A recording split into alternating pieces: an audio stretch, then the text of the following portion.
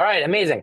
Hey, everybody, welcome. My name is Adriel. I'm excited for this conversation about climate risk governance that we're going to have today. So I'm going to share my screen. By the way, I can see chat. I can see the Q&A. So you are welcome to throw things in there as we go along.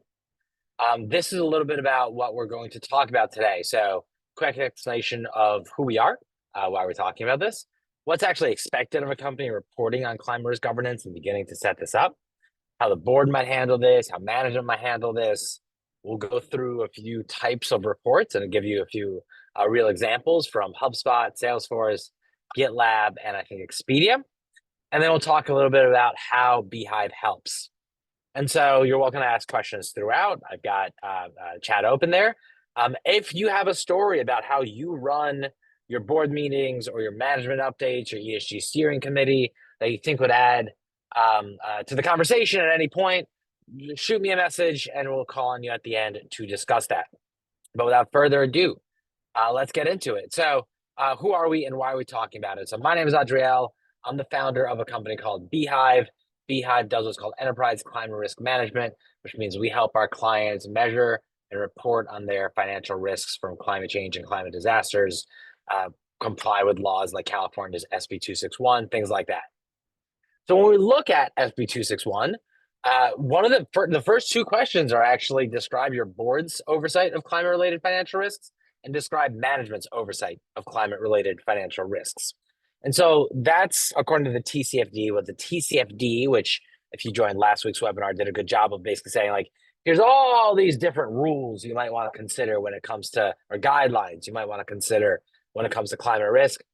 We're going to give you context on all that. We're going to break that down into 4 sections, 11 questions.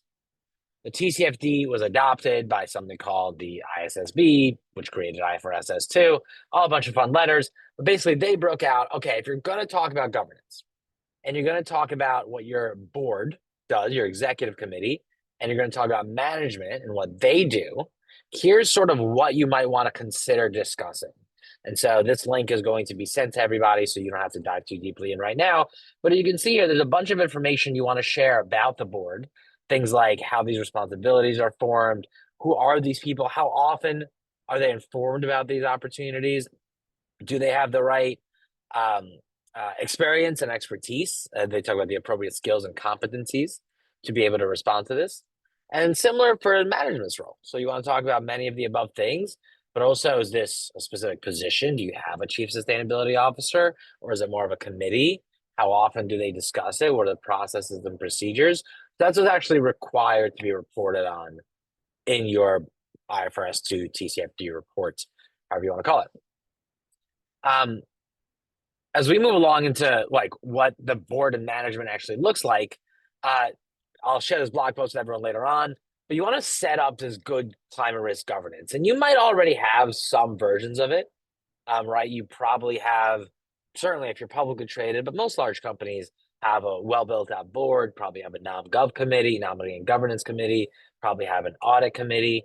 And so being able to give those people the right trainings, the right content to force the right conversations about climate risks is the first important step. You want to do the same thing for management, where that's about board oversight. So who oversees it? We'll talk a little bit more about this in a second. You want to do the same thing for management. So management, you want to establish this ESG steering committee. You want to have the right roles on there. You want to have the right meeting cadence on there. And then you, as with every committee, you want to have one person who's not the boss or in charge of anything, but they are leading the conversation in that committee. So their job is to push the conversation forward as much as possible. Let's move this over here. Their job is to move that conversation forward as much as possible. So let's talk a little bit about that. So very often the way you structure your board is what we'll talk about first. You're going to have the nominating and governance committee in charge of actually doing the work of climate risk management.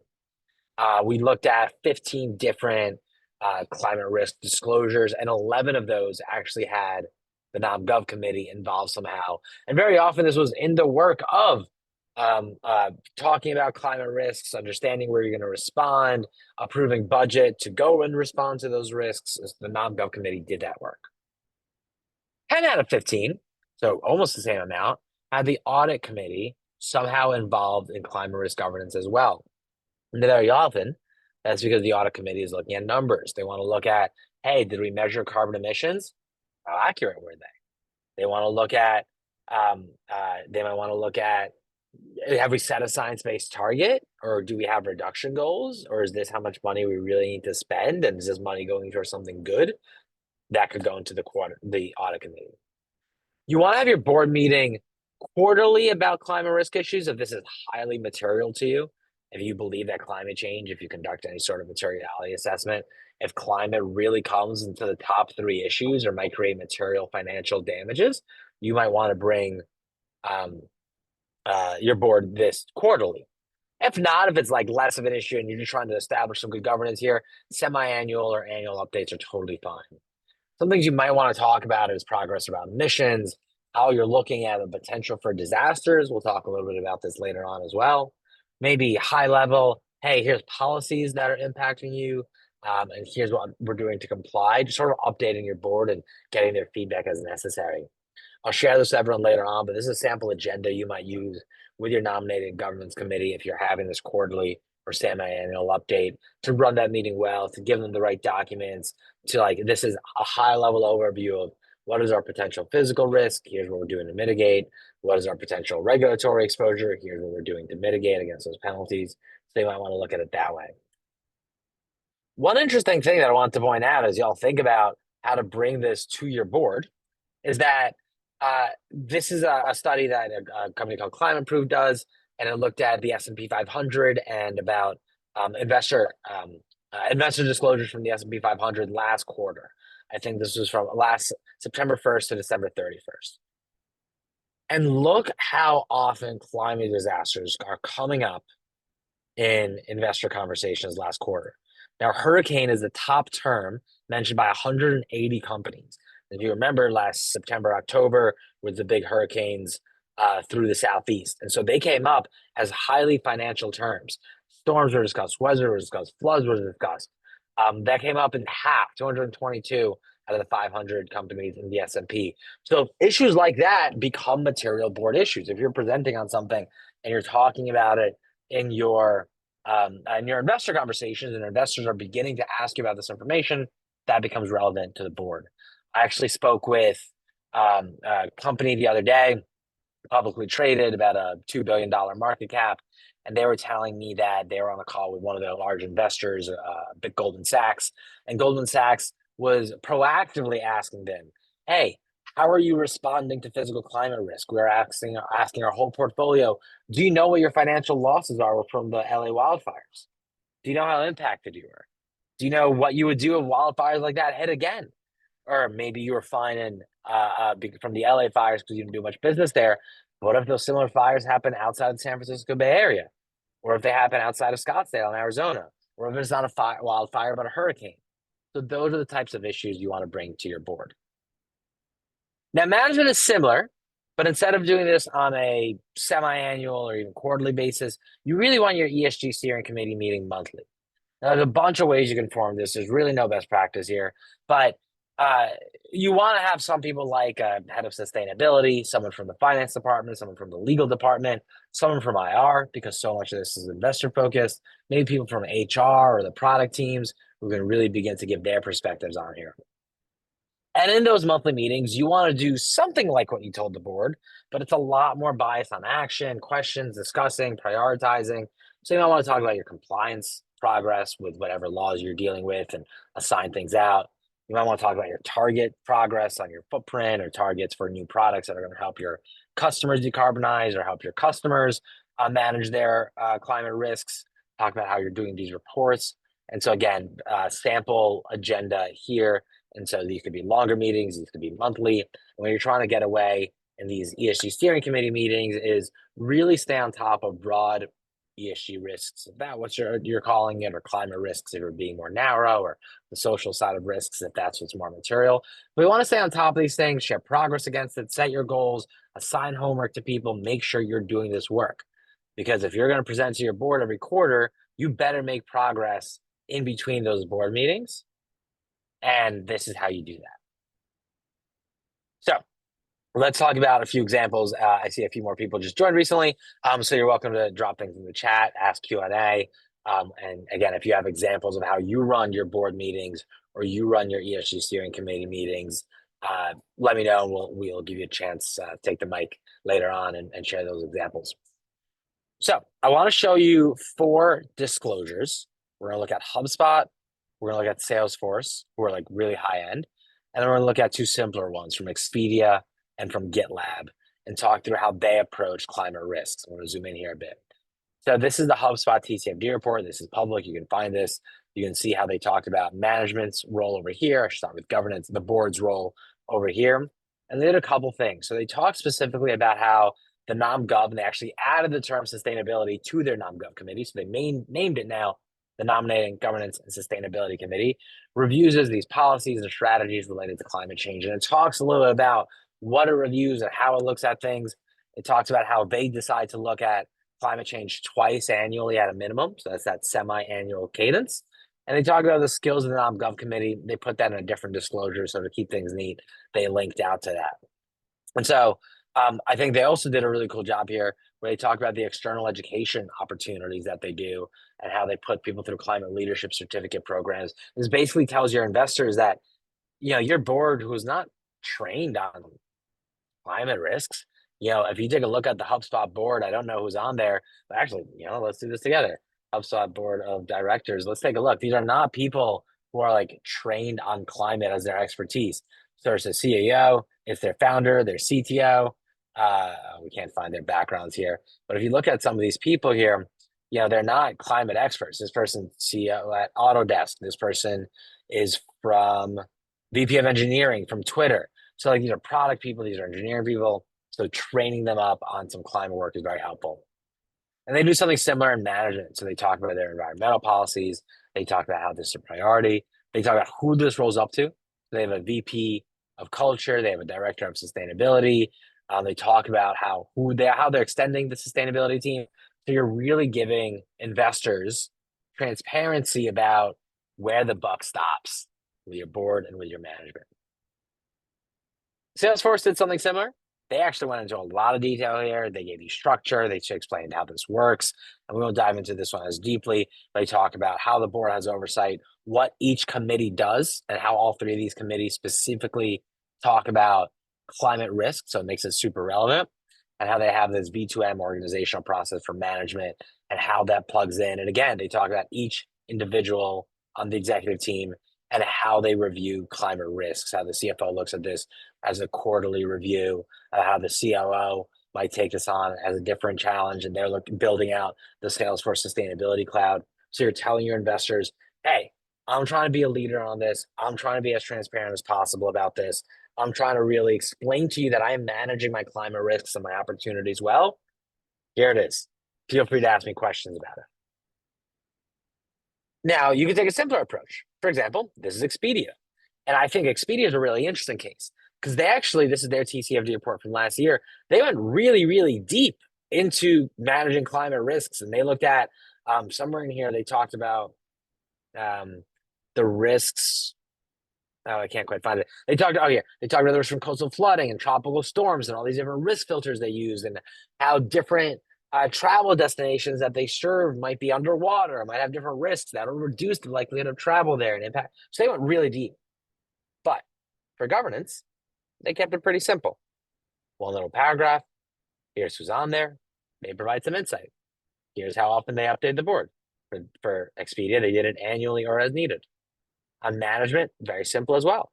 So here who's on there. This is the team. This is who runs it. This is who supports it. And there you go. And GitLab did something pretty similar. So again, GitLab, pretty sophisticated physical risk review and transition risk review. They talked about market risk, reputational risk, talked to a bunch of resilience options. And here they talked about how they actually looked at physical risk to, I think, 10 locations where they have employees. Really, they did a really good job. But they kept governance very simple. It's an nom-gov committee. They oversee it. You can read a little more in our report. And same thing, our ESG team. This is who has oversight. Very, very simple disclosure. So I think this is it. There's not a right answer. There's not a wrong answer. As these disclosures begin to come out over the next year or so, because for the California law any US company with $500 million in revenue needs to publish this climate risk report by January 1st, 2026 to comply with that law. So you'll be seeing a lot more of these. We'll see how these divvy up, and we'll see how investors are pressing you and asking for more and more information about how you manage these risks. You should make your next report a little more transparent. If they're not pressing you for information, or you want to say, if GitLab's doing this and Expedia is doing this, those are good peers. Let's stay safe and not do too much here. Then you can certainly do less. So I'm going to talk a little bit about how Beehive helps with all this. If anyone has any questions or comments or wants to share how you guys manage climate risk governance, feel free to drop that into the chat or raise your hand. Actually, I don't think I can see hand raises, but drop it in the chat or ask in the Q&A. So there's a few ways that Beehive can help make this interesting. Let's X out of these guys. So this is the Beehive software. Again, there's a bunch of things you can do in here. You can measure physical risk. You can track a lot of transition risk, like global legislation, but you can also set up your governance in here. And this is really important. So you can create those committees, and we'll obviously guide our clients in doing this. You're not on your own here. You can create these committees, and you can say, I have an ESG steering committee. It's on the management level. They have climate risk oversight. I also have this non-gov committee. They're on the board level. They have climate risk oversight. Here's who's on these committees. So here's how it works. I got these people on the ESG steering committee. Who exactly is on there. All right, well, oops, wrong buttons here. These are the people on the ESG steering committee. Really, you'd have like 6 or 7 probably. You could easily add individuals. And then you could talk about how often they meet to review that oversight. Because if you remember, we go back to the guidelines here, you want to talk about how often they are reviewing this, your climate risks. And so you might have the ESG steering committee monthly, you might have non-gov semi-annually. And I'll show you why this is important in a second. You can actually put into the software when the next meeting of these committees are. So then when you go into the actual report writing phase, what you can do is, instead of writing this stuff yourself in a narrative format and researching how your peers did it, you can actually have AI write this answer for you. Same thing here. So you'll talk about how it's the non-gov committee, they oversee this work, it reviews on a semi-annual basis, this person has climate risk expertise, and then you can see how all of your peers answered these questions. So let's say you're really focused on comping yourself with Atlassian, Expedia, and Pinterest. You can say, all right, Atlassian gave a slightly longer answer. Expedia and GitLab were very simple. Pinterest gave that much context. And same thing for the management question. Looks like Atlassian went pretty deep into the management question, talked a lot about their process, while Expedia, GitLab, Pinterest were simpler. Take-Two Interactive was much longer. So you can begin to think about how you want to publish your own disclosure here based on what the AI writes for you, saving you a lot of time, and based on what your peers are doing. So that's like how we help write the report. But I think what's a really interesting challenge here for a lot of companies is how do you actually run these meetings? What do you bring to the non-gov committee? What do you bring to the ESG steering committee? What are material risks that you might want to review? Little refreshing iced tea. What are these risks that you want to review? And so again, I'll share this blog post with you in a bit and what you might talk about and what these agendas might look like. But here's something pretty cool. So in Beehive, we know where you have exposure to natural disasters as one example. So we can say, hey, if we want to look at just wildfires on just employees, and let's look at a risk map here. So where do I have employees who might have high impact from wildfires or just floods? And maybe I want to look at just the ones with like high impact, 6 out of 7. Looks like I've got some employees here with high impact. You can begin to do this. And I know some of our clients are literally taking screenshots of this and putting it in their board deck to say, hey, we reviewed our risk to our data centers or our offices from wildfires or floods in a bunch of different geographies, and there's more coming. You can just take screenshots of this and put it into your software. You can filter it in different ways. If you prefer table format, if you prefer a table format, export it, whatever. So that's cool. But this is something really special because what you really want to be doing to build resilience and to build up this strong enterprise climate risk management program is responding in advance to potential natural disasters and making sure you're resilient there. So because we know the zip codes and the addresses where you have employees or offices or data centers around the world, and we have told you that these are places with high risk from one disaster or another, we can actually help you prepare or at least think about your exposure to future risks. So, something we can do for clients is we can tell you, hey, if last year happened this year, where would you be exposed? So, for example, last March in the United States, there were two disasters that caused over $1 billion in damages. There was a tornado outbreak in the Midwest that, over the course of 3 days, caused over $1 billion in damages, and it hit all these different zip codes. And there was something called the Smokehouse Fire in northern Texas and southern Oklahoma that also caused over $1 billion in damages. Two people died, 500 properties were destroyed. It was really damaging. It was the largest wildfire in Texas history in March 2024. So, what we're doing for our clients is saying, hey, if March 2024 happened in 2025, where would you be exposed? And this is sort of an unfinished report, but this is kind of what it might look like. So, awesome pants is what my little baby daughter calls her favorite pair of pants with unicorns on them. So, at Beehive, our fake company is Awesome Pants Inc. in her honor. But this is the Awesome Pants Inc.'s March risk report, so it's forward looking. They'll give you a summary. Hey, here's all the $1 billion climate disasters that happened in 2024. I believe there are 27 of them. So it's one every other week, basically. Pretty intense, probably even more intense than you might realize. And so we'll tell you, hey, there's a Midwest tornado outbreak. Here's a little bit of context. 1.2 billion in damages, 2,500 structures, 18 people died. And here's like what the tornado intensity were. And this is not perfect, obviously, but we'll tell you, hey, here's you had offices here. You had employees in these zip codes. You have a cloud data center, an AWS data center, or your own data center in these areas, and this is what the map looked like. Let's look at the Smokehouse Fire. It started on this date, $1 billion in losses, 500 destroyed structures. Here's your assets that you have there. So you can take this sort of information, bring it to your ESG steering committee if it's on a monthly basis, or to your board if we do this on a quarterly basis, and say, hey, if last year happened this year, are we prepared? Like, should we reach out to these people who are impacted? And what happened to you last year? Oh, did you lose power for a week and you couldn't work? Or, oh, your house was destroyed and you had to take 2 weeks off? Or, oh my gosh, something terrible happened. Were we there to help you? Or were you on your own, all on your own? And you can begin to preparing for this and reaching out to the people who live in these areas proactively and saying, hey, I know March is tornado season. I know last year you're in a zip code that was impacted. Here's the three things we're doing to support you. We're building our resilience by we're sending backup generators to our top executives. We are going to review your home insurance. We want you to know that if anything happens, your manager is aware that there's a chance of a disaster striking your home this month. And so it's totally fine if you and your family need to evacuate and take time off. You can be you can do some trainings. Hey, if you have people or offices in wildfire country, you can say, hey, we're hiring we got a firefighter or a fire chief to do a webinar and explain how to respond to wildfires. We want to make sure all of our people in this region have wildfire safety kits or fire safety kits and evacuation kits ready. And those are ways you can actually keep your people in your offices and your data centers safe proactively. So I'm going to pause there for a little bit. We talked about a lot there. We talked about what's expected of you, sort of what examples of good board management, of good executive management of climate risks are.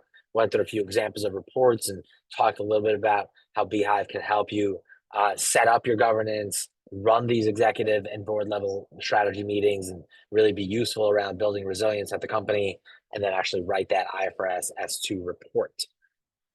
So I'm going to pause there. That was quite a lot. Happy to answer any questions, talk through examples. Maybe somebody here wants to share how you guys run board meetings or executive meetings, or what works, doesn't work, any issues. I'm going to stop sharing my screen for a moment so I can better see everybody. And we're going to bring this over here. So yeah, anyone have any questions or raised hands or anything to add to that? I was told last time I left only like 30 seconds for questions, and apparently people are either shy or talk slowly is the feedback I got. So I'll be quiet here for a minute and see if anyone has questions. Let's see how well I can meditate. Probably not well. Probably not well is the answer.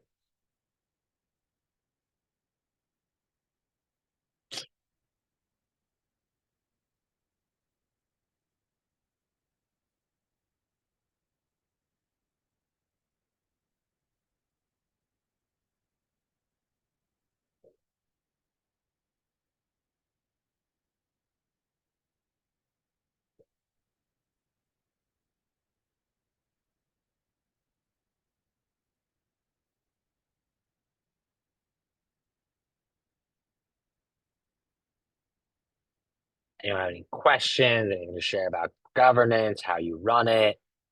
You want to ask me where I got my new shirt?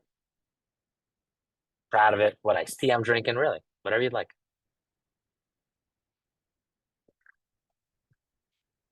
I do wish I put that in the fridge. It was in my backpack all day because I forgot to put it in the fridge.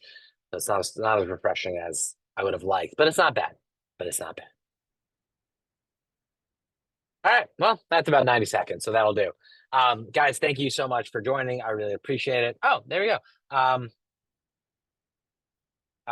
This is more about governance, but where are you hearing people feel unprepared for California's? Oh, great. Okay.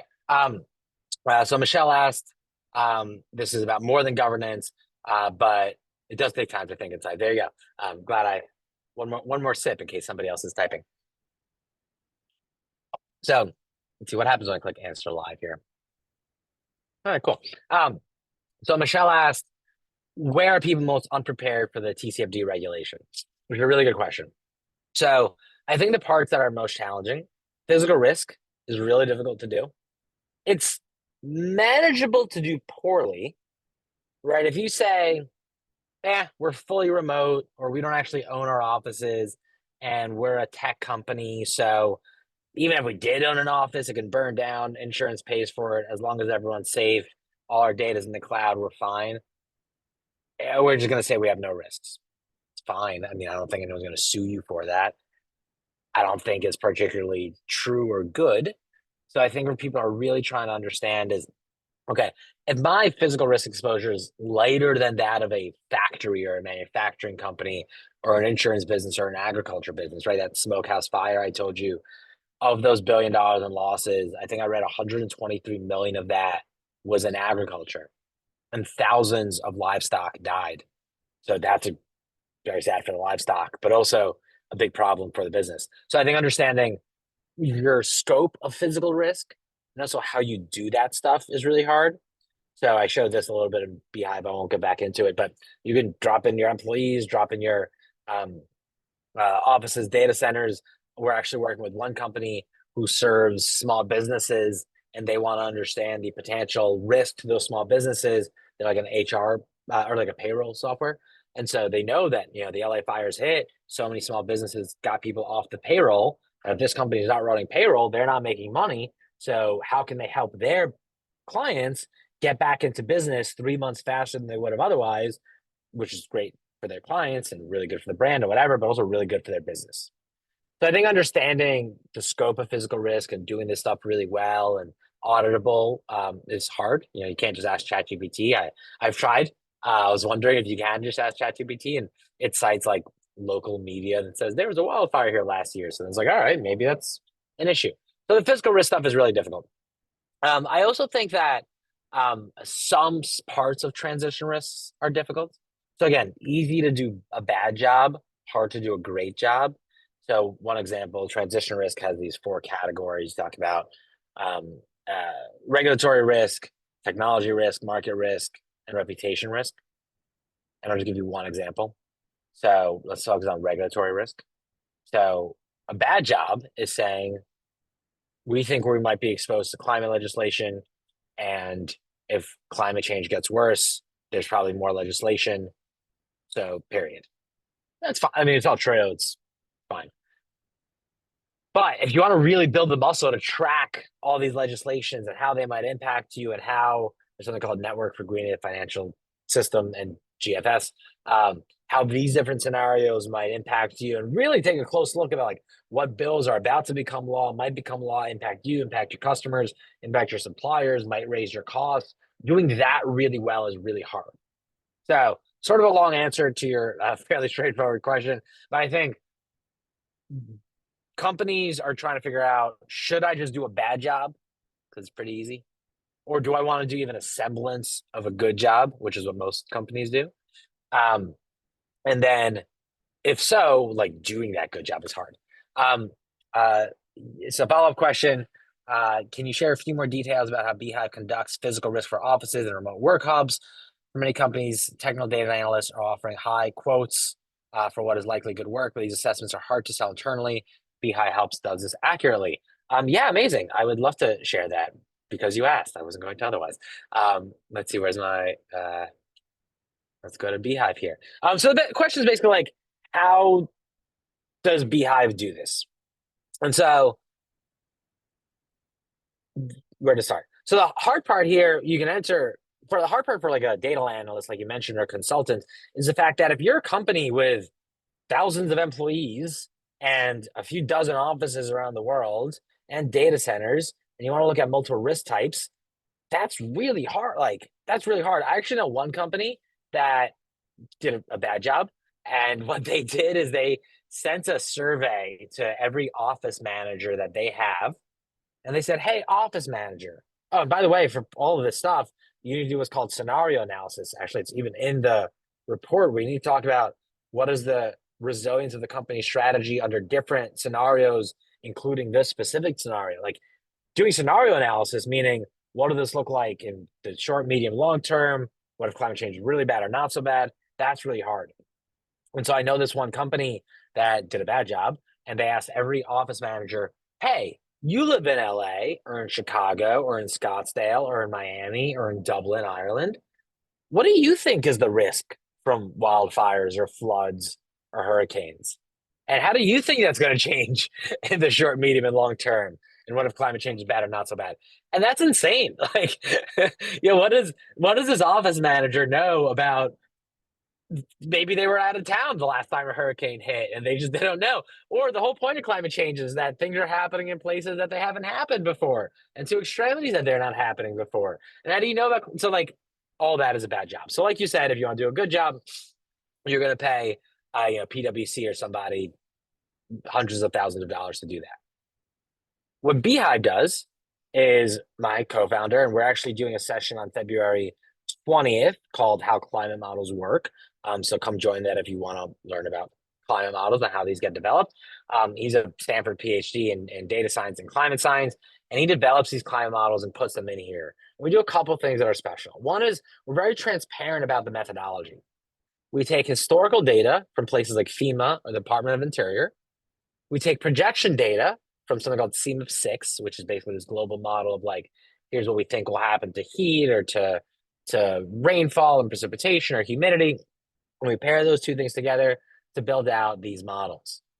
And what you can do in here is say, hey, I want to look at wildfire risk in the UK, which is low. Maybe look at flood risk in the UK. And I want to look at it to my office here.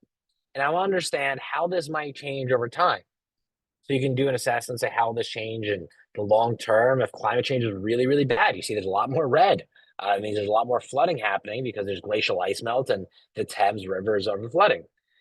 What's also special, so it makes it like really easy to do and we're very transparent about this. But what's also special is you can dive deeper into any one of these examples here and say, all right, this is how it looks like flood risk grows in the long term if climate change is bad. That makes sense. Wildfire risk doesn't change. London itself is not going to burn down from a wildfire. Well, there's an audit trail for all of this. And so this is really important, especially for companies subject to CSRD where assurance is required. But you can go get assurance on the Beehive data tomorrow. We're not hiding where it comes from. You say, this is the risk because here is the historical data in this area. Looks like there were floods this often and this much damage got hit. And over the course of this particular period, it's going to, looks like floods and hurricanes might get this much worse. And so that's where this issue comes from. And there's an audit trail for all of this. So I think the whole idea, actually, Michelle, to answer your question, when we started Beehive, was I went around looking and say, how are companies doing this today? Like, it doesn't make sense to me that you're going to do that bad version I told you. And it also doesn't make sense that you're going to pay somebody hundreds of thousands of dollars for this. And so in Beehive, you can do all this stuff immediately. And just so you know a little bit about where this is going. So by the end of next week, if we're lucky, early the week after, more realistically, we're going to add India. Many tech companies who we work with, especially, they have a lot of engineers in India. So we're going to add India and we're going to add heat waves. And heat waves are really important, both for people. You can look up story like London heat waves in July.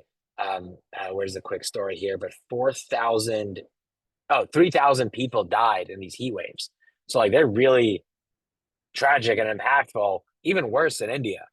But in the UK, where it just doesn't happen very often, and it was such a shock. It's very deadly, but it's also a big problem to data centers.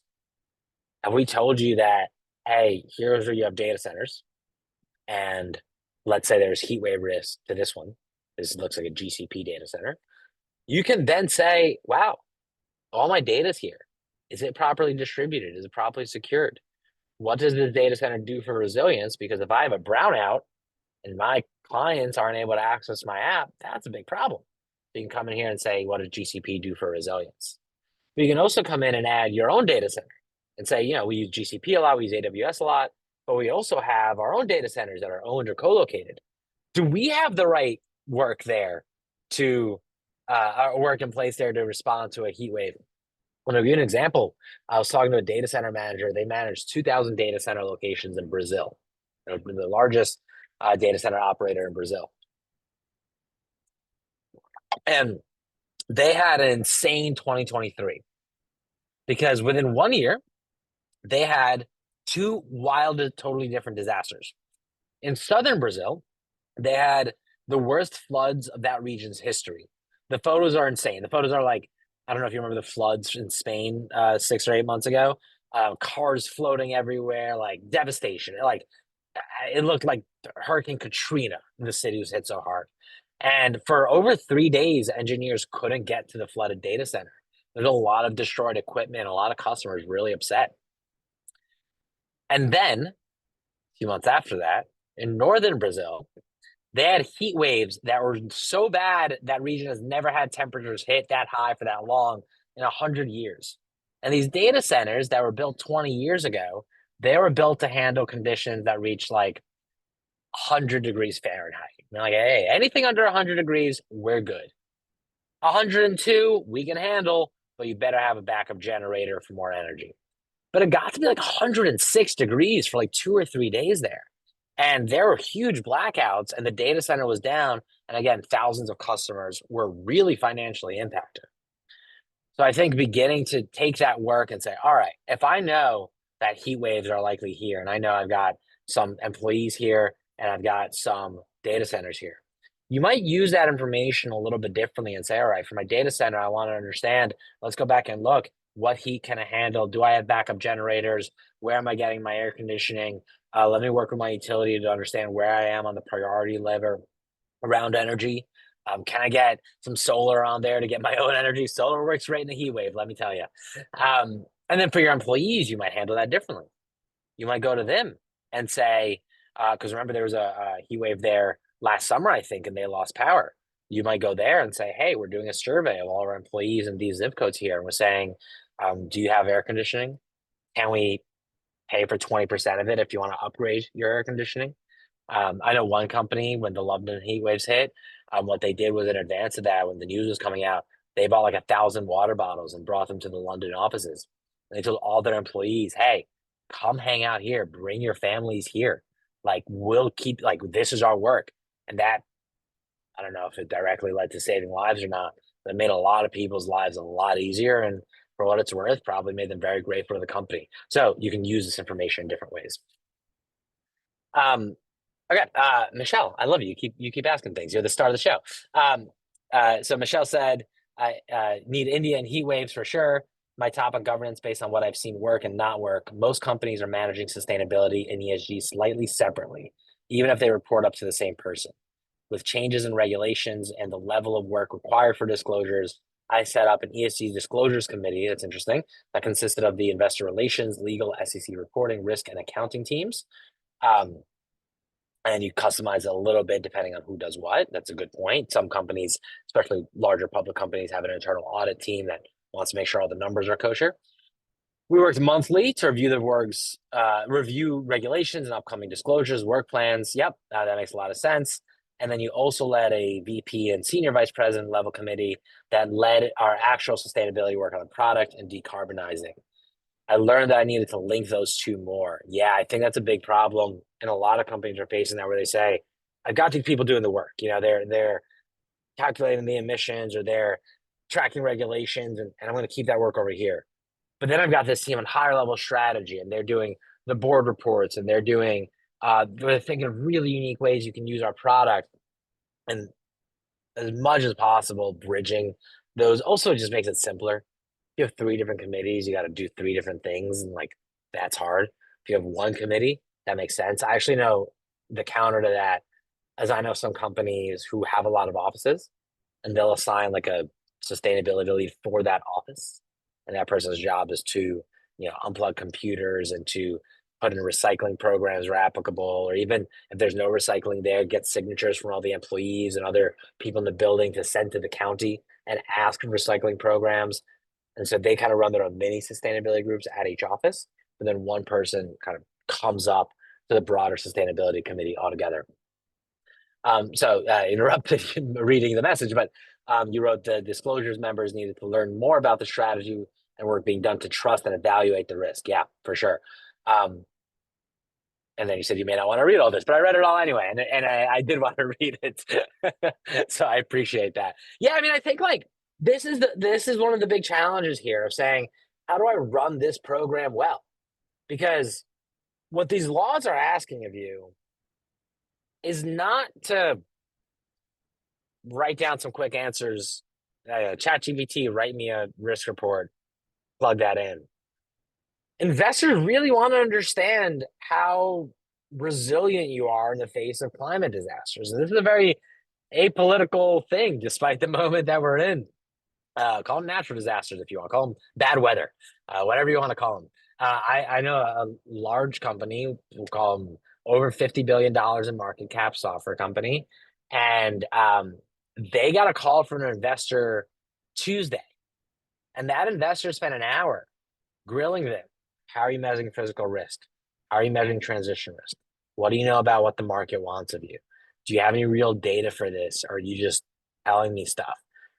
If you're a publicly traded company, they expect really good data here in the same way that they expect really good data in your numbers, in your cybersecurity risk, right? I think I actually often use the example of, I think climate risk today is where cybersecurity risk was in 2010. Some companies took it seriously, kind of some cottage industries, consultants existed around it, but a lot of it was haphazard. And then in 2011, 12, 13, there were more hacks. Companies like Cybereason or SentinelOne or CrowdStrike just launched and started in that period of time. And then over the next 10 years, cybersecurity developed into like, yeah, you better have a best in class SOC 2 and all the ISOs, and this better be really good, and you better have proof of it, and you better have certifications, and you better show me that you're doing the work, and you better have a chief whatever officer. I think climate risk is in a similar position right now, which is, just take TCFD as one example. About 4,000 companies, 5,000 companies maybe, have issued a TCFD aligned disclosure in the last few years. It's a lot, but it's not that many. Many of those are in Europe. I think like 500 or 800 of them are American, and the rest are international, a lot Brazilian, a lot in the UK, a lot European. Just this year, from just the California regulations, there's going to be 10,000 companies publishing these reports, probably 9,000 of them for the first time. That's wild. No one's going to be able to go through all those. Certainly not with cut government budgets. But what's going to happen year after year as these things get better is people are going to realize, oh, wow, that's what my peers are doing. That's where the benchmark is. Investors are going to say, hey, we know that that company who does a really good job in their climate risk disclosure, that if LA fires happen again, if Hurricane Milton or Harvey or Katrina or Sandy happens again, if any of the if there's a PG&E outage, if something happens, this company's stock will not drop. Their competitors might, and we don't know. We don't know what they do for energy safety. We don't know how they engage with their utilities. We don't know how they keep their executives safe in times of a disaster. We don't know if they have good insurance or not on these offices, and we don't know. But the ones that we know, climate is one less thing that we have to worry about. Again, call it weather. I don't care what you call it. LA fires are one less thing that we have to worry about. So I think that's one of the big challenges that a lot of people are facing. And hopefully, however you're doing this with a software, with a consultant, with really, really great in-house people, you're really beginning to build that muscle, just like you do with cybersecurity risk, just like you do if you're a larger company, geopolitical risk, just like you do even in carbon emissions, if you want to use that example. You're really building that muscle to do a great job here. So that is a wonderful place to pause. Thank you everybody for joining. I really appreciate it. I will send you all a email after this with some examples of what we talked about. Next week, 2 o'clock, we do this every single week, every Thursday at 2 p.m. Eastern time. Next week, we're talking about how carbon accounting and science-based targets get introduced into these TCFD and IFRS S2 reports. And so that'll actually talk about questions 9, 10, and 11 in the TCFD. So that's next week, and the week after that on February 13th. We're doing a whole thing about regulatory risk. So we're going to look at global regulations. We're going to look at how people stay on top of these things right now.